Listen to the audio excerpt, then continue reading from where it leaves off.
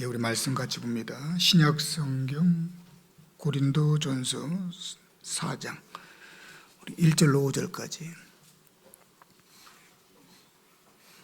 고린도전서 4장 1절로 5절 함께 봉독합니다. 사람이 마땅히 우리를 그리스도의 일꾼이요 하나님의 비밀을 맡은 자로 여길지어다. 그리고 맡은 자들에게 구할 것은 충성이니라. 너에게도 다른 사람에게나 판단받는 것이 내게는 매우 작은 일이라. 나도 나를 판단하지 아니하노니 내가 자책할 아무것도 깨닫지 못하나 이로 말미암아 어렵다함을 얻지 못한다. 다만 나를 심판하신 이는 주시니라. 그러므로 때가 이르기 전 곧 주께서 오시기까지 아무것도 판단하지 말라. 그가 어둠에 감춘 것들을 드러내고 마음의 뜻을 나타내시리니 그때 각 사람에게 하나님으로부터 칭찬이 있으리라. 아멘. 우리가 주일 말씀을 함께 나누면서 그런 생각을 해봤습니다. 누군가 나에게 묻습니다. 당신은 당신이 구원받았다는 사실을 어떻게 압니까? 예수 그리스도를 믿고 구원을 받으면 예수 믿지 않는 사람하고 뭐가 본질적으로 다릅니까? 라고 만약에 질문한다면 물론 상대가 그 내용을 받아들일지 안 받아들일지는 모르겠지만 우리는 성경 안에서 그 답을 찾아야 되거든요. 그럴 때 우리가 할 수 있는 것은 뭐죠? 내가 예수 믿고 구원받았다. 정말 내가 예수 믿고 있는 것이 맞는지, 그리고 구원받은 것이 맞는지, 뭘 가지고? 그렇죠. 우리 안에 와 계신 성령을 가지고 우리는 얘기할 수 있어요. 성령. 왜? 나는 성령 받았기 때문에. 내 안에 성령이 역사하시기 때문에. 성령이 하나님의 생명이죠. 이걸 이제 구약으로 잠깐 돌아가게 되면은 하나님이 온 우주 만물을 다 창조하시고 마지막에 인간을 만드십니다. 인간을 만드실 때 하나님은 이제 흙으로 사람을 빚어내요. 그래서 그게 사람이 됩니다. 사람을 빚어 사람을 만듭니다. 그리고 난 이후에 하나님이 거기다가 하나님의 영을 불어넣어요. 그래서 최초로 만들어진 인간은 생령, 신령한 존재가 됩니다. 생령, 신령한 영적인 존재. 이게 최초로 하나님 만든 인간입니다. 근데 이제 인간이 타락을 하고 사망에 이르게 되죠. 사망이라고 하는 것은 크게 두 가지의 모습으로 나타납니다. 육은 어디로부터 왔죠? 세상에서부터 왔어요. 흙에서 왔어요. 그래서 결국은 흙으로 돌아가면서 세상과 영원한 단절이 오고, 영은 어디로부터 옵니까? 하나님으로부터, 하나님과의 단절. 근데 하나님께서 놀랍게도 육적 생명을 유보시키기로 하십니다. 그 시간은 사람마다 다 달라요. 그리고 하나님의 영은 이제 떠나게 되죠. 그럼 인간은 뭐만 남는 거죠? 흙으로 지은 육신을. 그래서 인간의 몸을 이제 질그릇과 같다 이렇게 표현하는 겁니다. 그리고 흙으로 돌아가는 존재가 되는 거예요. 물론 하나님이 그 속에 없는 존재는 하나님이 없음조차도 이해하지 못하는 존재가 돼요. 하나님이 떠나버리고 마니까 하나님이 없는 것조차도 몰라. 처음 인간이 타락했을 때는 하나님과의 소통이 가능했고, 그리고 죄를 지었을 때조차도 하나님에 대한 두려움이 있었습니다. 그런데 그나마 하나님이 떠나고 나니까 하나님에 대해서는 완전 먹통, 하나님 없음이 되는 거죠. 하나님 좋은 것도 모르고 두려운 것도 모르는 존재. 이게 정확하게 말하면 하나님이 없는 사람의 모습이에요. 그런데 예수 그리스도를 믿고 구원받아서 성령이 임하면 하나님의 좋음과 하나님에 대한 두려움이 느껴지게 되죠. 그것이 나의 삶에 이제 투사되게 되고 거기서 삶에 이제 변화가 일어나게 되는데, 어쨌든 간에 질그릇과 같은 우리들, 그러니까 하나님이 떠난 상태에 있는 우리에게 예수 그리스도로 말미암아 약속하신 성령이 오시게 돼요. 그걸 우리는 이제 구원이라 그러는 겁니다. 떠났던 하나님이 나에게 다시 돌아옴. 그러나 육신은 어쨌든 간에 심판이 유보된 상태이기 때문에 어차피 죽어요. 그러나 언젠가 살아있는 성령이 그 속에 역사할 때에 언젠가 우리의 몸도 함께 신령한 몸으로 부활하게 되죠. 이게 성경의 과정이거든요. 이런 과정 속에서 우리가 예수 믿고 구원을 받았다라고 하는 건 달리 말하면 뭐죠? 우리 안에 누가? 성령이 계신다는 얘기입니다. 이걸 이제 신약에 와서는 달리 뭘 표현해요? 구약에서는 질그릇 같은 우리에게 이제 하나님의 영을 부어넣어서 신령한 자 생령이 됐어요. 근데 이런 우리에게 성령이 오셔서 구원받은 성도가 되면 그때부터 우리 성도를 뭐라고 표현해요? 성전이라는 단어를 씁니다. 성전이 뭐죠? 성전의 거룩함과 성전의 존귀함과 성전의 다름이, 성전이 다른 장소하고 다른 특별한 것이 뭐예요? 그 속에 하나님이 거하시는 곳이기 때문에 그래요. 그런데 그 하나님이 거하시는 그 존귀하고 거룩하고 그 특별한 그 자체가 누구다? 우리가 된 거예요. 왜? 우리 안에 성령이 거하시기 때문에. 그러니까 우리는 하나님을 만나러 특정한 자리를 안 갑니다. 골방에도 상관없어요. 설거지를 해도 상관없습니다. 운전해도 상관없습니다. 그곳에서 우리는 하나님을 경험하는 거거든요. 그러면서 그 하나님으로 충만히 채워질 때 우리는 보통 그 사람이 성숙한 사람이다라고 얘기를 하는 거거든요. 우리의 성도의 가치는 거기에 있는 겁니다. 질그릇에 뭐가? 성령의 부어주심. 그걸 그래서 질그릇과 같은 우리가 보배를 갖고 있다고 성경 그렇게도 표현합니다. 여러분 뭐 주방에서 일을 해봐서 알지만 많은 병들이 있죠, 그죠? 주방에는 요즘은 용기도 이쁘게 나와서 거기서 소금도 넣고 설탕도 넣는 통도 있고 뭐 다양한 걸 넣지 않습니까? 참기름이 들어가면 그건 기름병이 돼버려요, 그죠? 술이 들어가면은 그건 술병이에요. 물이 들어가면 물병입니다. 병은 사실은 그 자체로 가치가 있는 게 아니에요. 병은 그냥 병입니다. 근데 뭐가 담겨져 있느냐에 따라서 그 가치가 결정됩니다. 아무것도 없으면 그냥 빈 병이에요. 빈 병. 성도의 성도된 그 가치를 성경 그렇게 얘기하는 겁니다. 너희가 하나님을 떠나서 아무것도 보잘것없는 질그릇과 같았다. 근데 성령이 너희 가운데 오심으로 말미암아 너희가 거룩한 하나님의 성전 생명이 되었다. 이 존귀함을 뭐라고 바꿀 수가 없는 겁니다. 근데 너무나 많은 사람들 구약으로 돌아가면 그 성전이라고 하는 건 대단하거든요. 그 이스라엘 백성이 절기 때마다 그 성전을 찾잖아요. 그리고 성전 안에 뭐가 있어요? 지성소가 있어요. 거기 하나님의 임재의 상징인 법궤가 있는 거거든요. 거긴 누구만 딱 1년에 한번 대속죄날 대제사장만 들어갈 만큼 철저하게 구별된 너무나 거룩하고 너무나 존귀한 거예요. 하나님 그 법궤, 실상도 아닙니다. 그냥 법궤, 그 법궤를 하나님의 어떤 임재의 상징으로 보고서 거기에 대장이 들어갑니다. 그리고 거룩한 곳으로 인쳐서 함부로 들어가면 죽어나갔었어요. 그렇게 거룩하고 존귀한 거거든요. 근데 누가? 내가 그 성전이 된 겁니다. 그럼 내가 얼마나 존귀해요? 그 구원의 크기와 그 가치가 얼마나 놀라운 거예요. 가히 뭐라고 표현할 수 없는 거거든요. 그러니까 믿음의 선배들의 고백이 맞는 거예요. 내 생명조차 더 이상 귀한 것으로 여기지 않으라. 이 질그릇 같은 몸뚱이가 뭐 이렇게 중요하겠냐. 이미 내가 보배를 갖고 있는데, 그 생명을 내가 갖고 있는데, 이제 이렇게 고백이 나오는 겁니다. 그걸 누리고 살아가는 거거든요. 그걸 채워가고 살아가는 겁니다. 마치 이런 거예요, 여러분. 좀 전에 병에 관한 얘기를 했어요. 병에 뭐가 담기느냐에 따라서 그 병의 가치가 결정되는 거거든요. 근데 병이 말입니다. 그게 꿀이 들어있으면 꿀병이잖아요, 그죠? 근데 꿀이 반밖에 안 담겨 있다. 아니면 거의 다 쓰고 그냥 병 옆에만 붙어 있다. 그럼 꿀병은 맞는데 그게 꿀병으로서의 그 병의 가치가 사실은 상쇄되는 거죠. 우리가 존귀한 것은 우리 안에 뭐가 있기 때문에? 성령이 있기 때문에. 그러면 우리가 좀 더 그 성령으로서 가치가 극대화되려면 뭘로 충만해야 돼요? 그게 얘기가 나오는 거예요. 성령으로 충만한. 물론 아직 내 안에 예수가 하나님의 영이 없는 사람들이 있을 수 있거든요. 진짜로.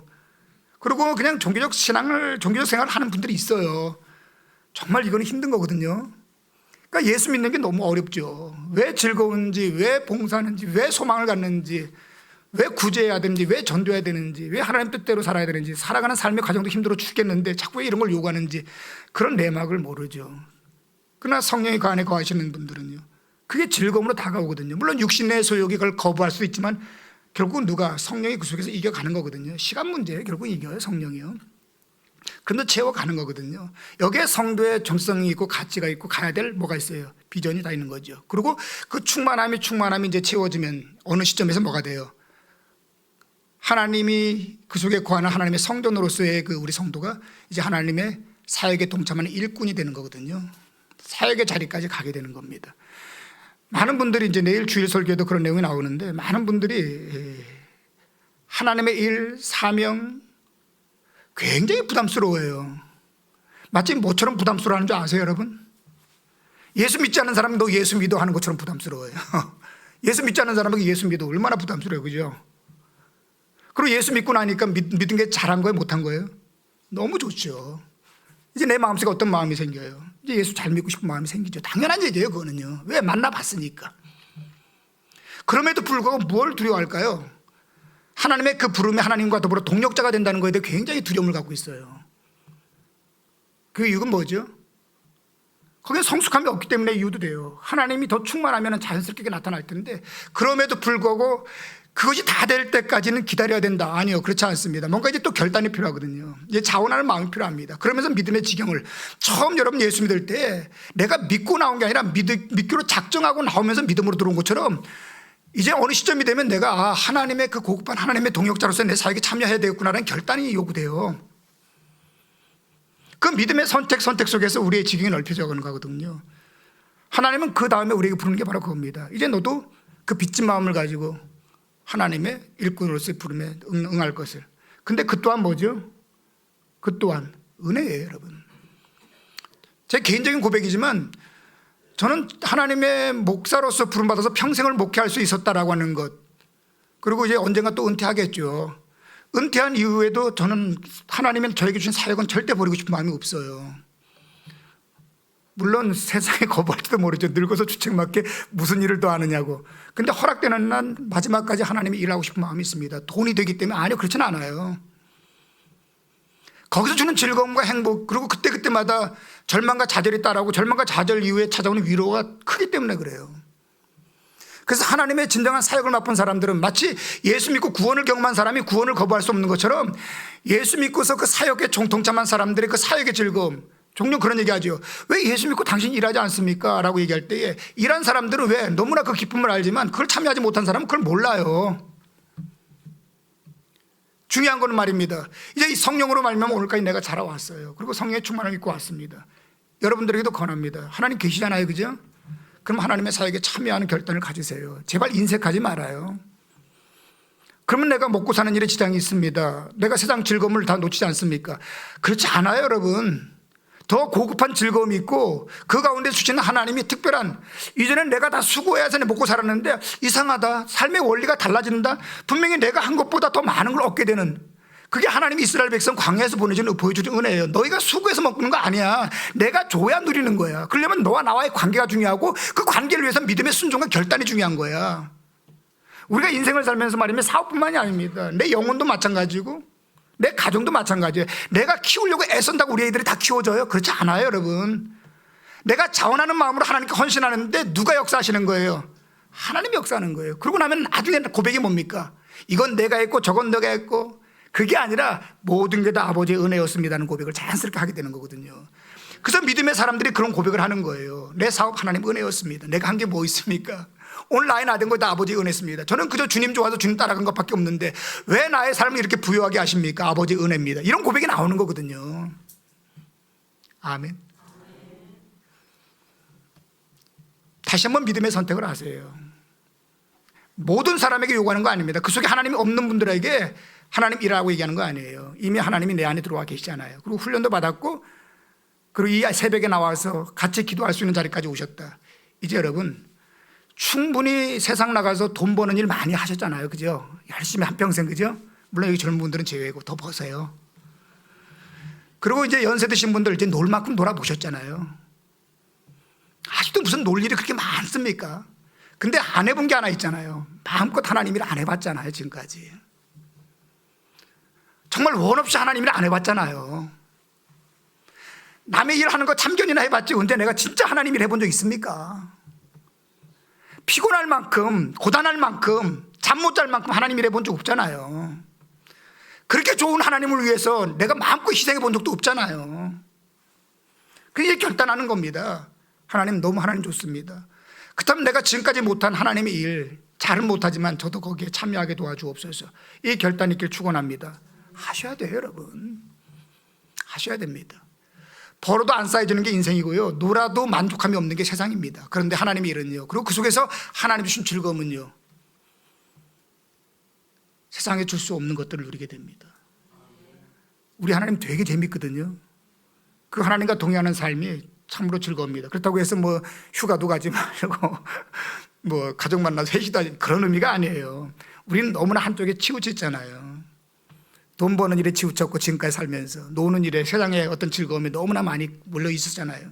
이제 좀 거기서 조금 좀 양보하고, 그래 이제는 일정 부분은 하나님 앞에 우선순위를 두고 좀 살아보자, 이렇게. 우리는 인생을 살다가 말입니다, 물질에 이익이 되는 일이면 이것저것 다 팽개치고 그걸 쫓아갔던 사람 아니에요. 놀일이 있으면 놀일을 쫓아갔던 사람입니다. 이제는 하나님 때문에 조금씩 하나님 일 때문에 이번 놀러 못 가 이런 거 좀 나도 해봐야 되는 거 아니에요? 평생에 하나님 일 때문에 이번 놀러 못 갈 것 같아 이런 거 말입니다. 그죠? 내가 하나님 일을 해야 되기 때문에 이번에 미안하지만 그 일당 그거 나 갈 수 없어. 혹은 뭐 나름대로 일들 이거 좀 해야 되는 거 아닌가요? 이거 하면 큰일 나나? 나중에 후회하십니다. 제가 분명히 말씀드릴게요. 정말 하나님이 이런 분이신 줄 알고 내가 이렇게 좋은 걸 왜 이제 했나라고 하는 거 나중에 진짜 후회합니다. 아직도 그런 하나님의 순종과 일이 두려우신 분들 계시잖아요. 해보시고 기도해 보세요. 그러면 왜 하나님이 나에게 이걸 요구하셨는지 알게 됩니다. 왜 제가 서울에서 이렇게 긴 얘기했냐면 오늘 이야기가 그거예요. 예수 믿고 성령 받았어. 성령의 인도함 받고 여기까지 살아왔어. 그리고 이제 하나님이 내 안에 거하시고 내가 이제 하나님의 사람다운 나의 모습을 보기 시작했어. 그렇다면 이제는 주변을 돌아보셔요. 아직도 하나님 믿지 않는 너무나 많은 사람들, 그리고 하나님을 믿는다고 하지만 너무나 연약한 사람들, 이제 내가 그들을 위해서 뭘 할 수 있을지 이제 고민을 해보는 겁니다. 거기에 이제 일꾼의 자리가 요구되는 거거든요. 오늘 본문이 그 얘기를 하는 겁니다. 성전에서 뭘로 옮겨지죠? 일꾼으로 가는 거예요. 어제 우리가 본문에서 성전, 너희는 성전이라고 얘기했습니다. 근데 오늘은 일꾼으로 간다고요. 이게 이렇게 연결되는 거거든요. 일꾼 되시길 축원합니다. 참 부담스럽죠, 그죠? 예, 부담스럽습니다. 근데 행복한 초대이죠. 1절 말씀 잠깐 봅니다. 오늘 본문 1절만 보고 마무리할게요. 같이 했습니다. 1절 시작. 사람이 마땅히 우리를 그리스도의 일꾼이요 하나님의 비밀을 맡은 자로 여길지니라. 사람이 마땅히 우리를 그리스도의 뭘로? 일꾼이요. 마땅하다는 게 뭡니까? 당연하다는 거예요. 당연히 이제 당연해야 돼요. 뭐가 당연해야 된다는 거예요? 일꾼이. 그때 일꾼으로 서는 게 이제 당연해야 되죠. 이게 특별한 게 아니라는 겁니다. 특별한 게 아닙니다. 예수 안 믿으면 반드시 구원받아야 되고요. 구원받았으면 믿음이 자라야 되고, 이제 자랐으면 당연히 일해야 돼요. 일꾼이에요, 일꾼. 근데 여기서 일꾼이라고 한 말 뜻은 여기는 중요한 의미가 있습니다. 우리가 앞에서도 이제 성경 공부하면서 얘기했지만 일꾼 그럴 땐 뭐 하는 사람이, 이 사람은 일꾼이니까. 일하는 어떤 기능적인 부분을 여기다 우리가 자꾸 대입을 해요. 사실은 그 기능적인 일꾼이니까 일하는 거 당연히 맞아요. 근데 여기서 말하는 일꾼이라고 하는 헬라어 단어는 아주 독특한 의미가 있습니다. 종이라고 하는 의미예요, 종이. 헬라어에는 종이라고 하는 단어가 두 단어가 나와요. 특별히 우리가 이제 자주 성경에 접하는 두 단어가 나옵니다. 하나는 뭡니까? 둘로스라고 하는 단어예요. 노예란 뜻입니다. 둘로스. 들어보셨나요? 예. 그러고 나오는 얘기가 여기 나오는 일꾼이라는 후페르테스라는 단어예요. 후페르토스라고 합니다. 후페르토스. 이 단어는 두 단어의 복합어입니다. 첫 번째 전체로 아래라고 하는 뜻이 아래. 그리고 노를 졌다. 이 두 단어가 모아져서 후페르토스라는 단어가 나오는 거거든요. 그럼 뭐가 상상이 되는지 아시죠? 뭐 하는 사람? 가장 배 밑에서 노 젓는 사람. 그러면 이 배 밑에서 노를 젓는 사람은 어떤 사람일까요? 우리나라에는 보통은 이제 노꾼이라는 게 있어요. 노를 젓는 꾼. 그래서 노꾼이 있었어요. 그리고 일당도 받고 그렇게 했습니다. 근데 당시에 헬라에는 말입니다. 이 노를 젓는 사람 다 노예가 있어요. 전쟁 포로들. 그러니까 그 사람이 이 후페르토스가 되면은 너는 앞으로는 후페르토스야. 왜냐하면 당시에는 많은 노예가 있잖아요. 그죠? 근데 노예 중에서도 의사 노예도 있고 교수 노예도 있고 학자 노예도 있고, 왜냐하면 전쟁에 나간 노예를 막 잡아오는 거 아니에요. 그러다 보니까 굉장히 고급한 사람도 있어요. 근데 이건 아무짝에 쓸모가 없는 거야. 근데 보니까 힘만 좋아. 너는 그냥 후페르토스야. 그러면 뭐예요? 배 밑에 들어가 갖고 착고를 딱 차는 겁니다. 착고를. 그리고 지금부터 이제 노만 저으면 돼. 그러다가 전쟁에 나갑니다. 거기 앉아서 밥 먹고 거기 앉아서 대변 소변 다 싸고, 그러다가 배가 함몰하면 같이 배가 타고 그래 죽는 존재가 바로 후페르토스입니다. 근데 놀랍게도 사도 바울은 말입니다. 자신이 주님 앞에 구원받아 가지고 이 또한 과하다라고 생각을 하는 거예요. 마치 누구의 고백 같아요? 다윗의 고백처럼 성전에 문지기도 좋습니다라는 고백. 너무나 하나님이 좋은 게 아니까. 나는 하나님의 종이야. 근데 나는 종 중에서 뭐다? 달리 구별된 종이 아니라 가장 하찮은 종. 그래도 나는 감지덕지야. 나는 그 일을 하다가 주님이 부르는 날 난 하나님 앞에 갈 거야. 이런 일꾼의 고백인 거예요. 우리는 보통 하나님이 일을 할 때 어떤 일을 생각합니까? 좀 더 좀 멋지고 고급스러운 일을 생각하죠. 귀찮거나 하찮거나 힘들거나 어려우면 거의 다 밀어내는 경우가 있죠. 그런데 여기까지 지금 내려가고 있는 겁니다. 하나님의 일꾼은 이런 게 하나님의 일꾼이란다. 후페르토스야라고 얘기하는 거예요. 아멘. 이쯤 되면 하나님 일 안 하죠, 그죠? 여러분들 그 종종 예를 든 가운데서 그 영화 그 배너에서 기억나죠? 저남이 이제 마지막 꽝 해갖고 이제 가라앉게 되니까 그 배너가 이제 거기 마지막 구출되는 장면에서 많은 사람들이 배와 더불어 함께 이제 깔아앉으니까 착고에 차있던 자기 다리를 꺾는 장면 나오죠. 도망가고 싶어가지고. 왜냐면 가라앉으니까. 근데 결국 다 죽죠. 그때 이제 배너가 살고 뭐 이런 내용들이 있거든요. 어떤 간에 여기서 말하는 단어는 고단을 쓰고 있다는 게 좀 놀랍습니다. 후페르토스. 하나님의 일꾼인데 그 어떠한 보상 기대 없이 하나님이 시킨 일을 하다가 하나님이 오라 할 때 하나님께 가는 사람, 바로 난 그거다. 그러니까 나의 생명조차 귀한 것으로 여기지 않는다는 바울 고백이 그대로 다 스며 나오는 거죠. 여기까지는 갈 수 없다 하더라도 여러분, 하나님의 선하신 그 일에 부름받는 우리가 되길 축원해요. 근데 중요한 거는 말입니다. 하나님의 일꾼은 일꾼인데 결국 일꾼이잖아요, 그죠? 누구의 일꾼이라고 얘기하고 있어요? 예, 그리스도의 일꾼입니다. 종은 종인데 누구의 종? 제가 분명히 말씀드릴게요. 이 땅에 살아가는 사람들은 다 종으로 살아가는 거 알죠? 종으로 산다라고 하는 것은 내가 존재의 목적이 아니라 뭔가를 목적하고 살아가고 있다는 거예요. 그리고 그 목적한 바가 없는 사람들은 그야말로 뭐죠? 인생의 허무감에 사로잡힙니다. 그래서 오늘도 여러분이 살아가는데 살아야 될 이유가 있어요, 없어요? 다 있어요. 목적이 있어요. 그리고 그걸 바라보면서 지금도 열심히 살아요. 돈을 열심히 벌기 위해서, 또 어떤 사람들은 명예를 얻기 위해서, 어떤 사람은 자식을 키우기 위해서, 어떤 사람은 뭐 정의라든지 이 땅에 뭔가 가치 있는 뭔가를 이루기 위해서 위에서 막 살아가요. 니체가 그런 말을 했죠. 인간은 참 미련하다고. 한평생 돈을 벌려고 건강을 다 해치고 나중에는 그 건강을 지키려고 돈을 다 쓰고 가다가 죽는다고. 니체 말입니다. 한평생 뭐 한다고요? 돈을 버느라 건강 다 잃어버리고 결국 그 건강 지키느라고 돈 다 쓰고는 돌아간다는 거예요, 아닙니까? 뭐가 남는 거죠. 오늘 내가 위하여 살고 있는 그것이 정말로 내가 내 목숨까지도 내 인생까지도 내 모든 것도 내려놓을 만한 가치가 있다고 생각하세요? 우리는 어차피 뭔가를 위하여 지금 살고 있어요, 그죠? 근데 그게 뭐냐는 거예요. 우리는 어차피 다 종입니다. 종 노릇하고 있어요. 그렇다면 어차피 종으로 산다면 가장 의미 있고 가치 있는 자의 가치 있는 것에 종이 되는 게 좋겠냐? 그럴 때 하나님보다 가치 있는 분이 있다고 생각하냐? 너희가 죽음 이후에 그 영혼까지도 결정할 수 있는 분 오직 하나님 한 분밖에 없고, 이 세상을 살아가면서 배신하지 않고 마지막까지 너와 동행할 수 있는 분 하나님 한 분밖에 없다는 걸 너희들 아느냐? 돈이 너희들 배신 안 할 것 같으냐? 요즘 주식 어떠세요, 여러분? 배신 안 해요? 부동산 어떠세요? 영원할 것 같으세요? 이 나라의 환율 가치는 어떠세요? 환율 가치는 믿을만 하세요? IMF 때 터져보는 거 보니까 한 나라의 그 경기나 모든 것도 한순간이더라고요. 그나마 다시 살았지요. 어때요, 여러분? 나라의 상황은 영원할 거라고 생각하세요? 그렇지 않습니다. 오직 하나님만이 우리에게 전부인 줄 믿습니다. 믿으셔야 돼요. 그리고 마지막 하나만 더 설명하고 마칠게요. 분명히 여기서 우리는 누구인가 신분을 얘기하고 소속까지도 얘기했습니다. 그렇다면 분명히 일꾼으로 부름받아 우리는 우리가 해야 될 일이 있겠죠, 그죠? 그게 바로 뭐라는 거예요? 뭘 맡았다고 얘기해요? 하나님의 비밀. 따라합시다. 하나님의 비밀. 다 아는 내용이죠. 시험 강의에서 제가 읽어드릴게요. 하나님의 비밀이 뭔지. 같은 사도 바울이 쓴 서신 가운데 이런 얘기 나옵니다. 골로새서 말씀이에요. 하나님이 그들로 하여금 이 비밀의 영광이 이방인 가운데 얼마나 풍성한 것을 알게 하려 하심이라. 이 비밀은 너희 안에 계신 그리스도시니 곧 영광의 소망이라. 비밀이 뭐라고요?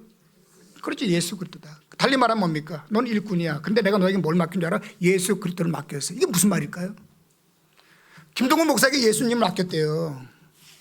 한 번은 그런 얘기를 합니다. 어떤 목사님이 건축을 다 이제 한 거예요. 그러고는 이제는 하나님이 불러도 여한이 없다. 이제 이렇게 얘기한 거예요. 그때 옆에 있던 친구 목사가, 너는 건축업자였니? 건축 다 해놓고 이터서 여한이 없다. 넌 평생 이게 너의 인생의 목표였니? 그런 건가요? 뭐 때문에 부름받았어요? 뭐가 끝나면 여한이 없는 거예요? 뭘 하면 다 한 거예요? 돌아봐야 되지 않겠어요? 근데 주님은, 하나님은 우리에게 뭘 맡겼다? 예수 그리스도를 맡겼다. 저는 제가 신앙하면서 저의 그 목회라든지 믿음에 그리고 사역에 굉장히 중요한 패러다임이 한번 바뀐 적이 있었는데 그 패러다임이 어디서 바뀌었냐면은 사실 요한복음에서 바뀌었어요. 그게 뭔지 아세요? 유대인들이 와서 예수님께 물어요. 열심히 특심하잖아요. 우리가 어떻게 하여 하나님의 일을 하고 있을까라고는 질문을 툭 던져 예수님 앞에. 그러니까 자신들은 하나님의 일을 잘하고 있는데 어떻게 방법을 몰라서 지금 못하고 있다는 그런 논지거든요. 어떻게니까. 그래서 주님이 뭐라 그래요? 어떻게가 아니라 무엇이야 라고 답을 합니다. 뭐라 그래요? 하나님의 보낸 자를 믿는 게 하나님의, 너희들은 하나님의 일 자체가 뭔지도 몰라. 그러면서 하는 말이 어떻게가 아니라 무엇으로 바꿔줍니다. 예수 그리스도를 믿는 게 하나님의 일이야. 그리고 예수 그리스도를 믿게 만드는 게 하나님의 일이야. 여러분, 오늘도 여러분들이 해야 될 일이 있어요. 예수 믿었죠? 구원받았죠? 예수 잘 믿는 게 여러분의 사명입니다. 정말 예수 잘 믿으세요.